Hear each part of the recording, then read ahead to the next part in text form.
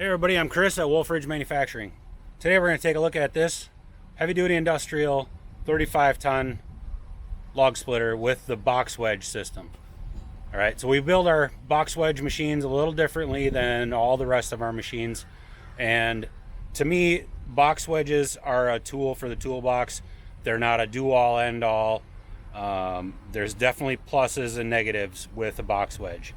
The ideal candidate for a box wedge machine is going to be people that are dealing with tree service logs that are large diameter, like 24-inch plus, and then people that are selling the bundles from those logs, those bigger logs. So box wedges, I don't think it's as glorified as everybody else does, seems like, in the industry. Okay, I get the quality control part of not having too big of pieces, but there's also a lot of trash that comes with it. So, but we'll take a look at it here. All right, so here's the beast. Skid mounted frame, 28-gallon hydraulic tank. We've got a 6-gallon fuel tank. You want to stay away from ethanol on these bigger Hondas. They tend to clog up the jets in the carburetor, and the fuel shutoff solenoid is something that also gets kind of plugged up from ethanol. So you want to make sure you're using good fuel and use stabilizer in it, and you'll have a good long-lasting engine. All right, so of course we have a log lift. Every machine we build has a log lift. This one can handle 700 pounds on the log lift there, and that's a 2-piece log lift. You can see where it parts and just pins in place. Okay, so that's not hanging out. You can fold this up and basically put it in the back of a pickup truck. This one weighs about 2,300 pounds. Okay, and the reason why it's so heavy is because it's got a giant, massive beam on it. Okay, that beam is 12 inches wide, and it has two 4x8 tubes sandwiched together, and then that box wedge slides down in between those two tubes. Okay, and it pins in place under the bottom here. Okay, so what that does is, if you watch some other videos, other manufacturers that make box wedge machines, as they're splitting, you can watch their box wedge raise up with every split. Not every split, but every few minutes you're going to have to stop, clear out all those pieces underneath the box wedge, set that box wedge back down so you're getting your consistent sizing. We eliminate that float, that hydraulic float, that slack, by dropping that box wedge all the way through the beam, and we pin it in place underneath there. Okay, so if you want to go to a single knife, we got that covered. All right, so same thing, that pinhole that at the bottom that locks it in place, and then you basically just drop it in, put your pin in just like this here, and you're up and running. And then of course we have our add-on wedges, our 4-way and 6-way wedges. These are the same wedges that we use on our skid steer splitters. Heavy duty, no nonsense. You've got 5 different spots for adjusting the height on it. Not as convenient as the hydraulics, but solid, heavy duty, built to last. And that's what we try to do here. All right. And this is our base model. This doesn't have the 25 horsepower engine. This one has the GX630 carbureted engine, and puts out about 20 horsepower. We've got that coupled to a 28 gallon a minute concentric 2-stage pump. It's tucked all back in there, and we've got a hydraulic oil cooler, your battery box, interstate battery enclosed there, and then the exhaust comes out the back. Okay, and then to move it around, we've got the fork pockets down here. There's a tube there, goes all the way across, and a tube there that goes all the way across through the bottom.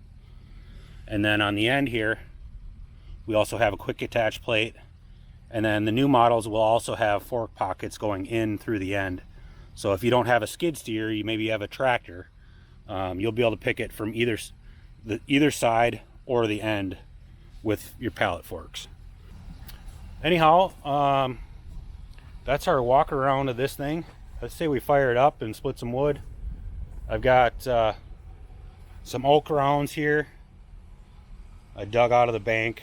Basically, we've been kind of pushing them around the wood lot here, getting them out of the way, waiting for a box wedge machine, because they're like the perfect diameter for a box wedge. Basically, these are about 20 to 22 inch, 24 inch diameter, something like that. They'll be really good to test out this box wedge.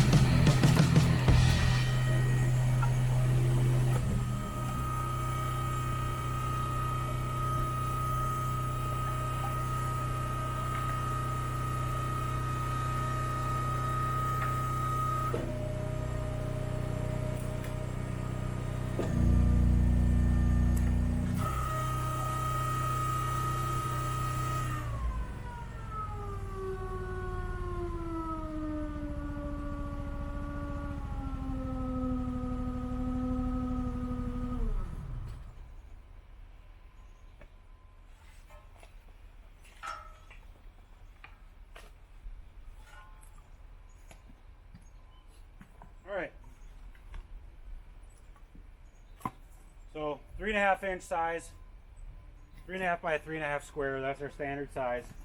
And we do make some other sizes, but just keep in mind when you buy a box wedge machine, whether it's from me or from any of the other companies that make a box wedge and kind of promote it, you also get a lot of this stuff. All right, so what do you think of that? I think the pump needs to be tuned a little bit on this one. It should be retracting faster, and it's basically just a small adjustment screw on the side of the pump I think needs to be adjusted. It shouldn't be in low gear at 800 psi. So we'll get that fixed, and that'll speed up our retract time. You could see it was a little bit slow and a little bit labored for that retract time. So either the dump valve isn't opening up or that pump adjustment screw needs to be taken care of. We'll take a look at that. And but anyways, that's our box wedge. Like I say, it's not for everybody. You know, this is going to be great for big diameter logs. If you're making like firewood bundles, if you're doing campfire wood or fireplace stuff, that's the tool for the job, right? If you're doing 10 to 20 cord for your house, box wedge isn't really for you, and that's why I don't offer it on every machine. You're going to get a lot more scrap. It doesn't matter what color it is, what brand it is. Box wedges, it's an unnatural way of splitting wood. You're not working with the grain. You're taking a round log, putting it through square holes. You're going to have a lot more shearing, a lot more kindling produced. But that's my take on it. Take it for what you will. You know, some other manufacturers, you know, they may really like the box wedges. But that's up to you to determine. I'm not going to feel you know, blow smoke up your ass and you know, to be quite blank about it. I'm not going to blow smoke. I'm going to say how it is. This is the reason why I don't offer it on every machine that I build. Makes nice wood, you know, but you're shearing it unnaturally, so you're going to get a natural byproduct of more slash, more kindling stuff, you know. But take it for what you will. Thanks so much for watching. Make sure you hit that subscribe button, and check out our chainsaw giveaway video up here somewhere. And take care, guys. Thanks so much for watching.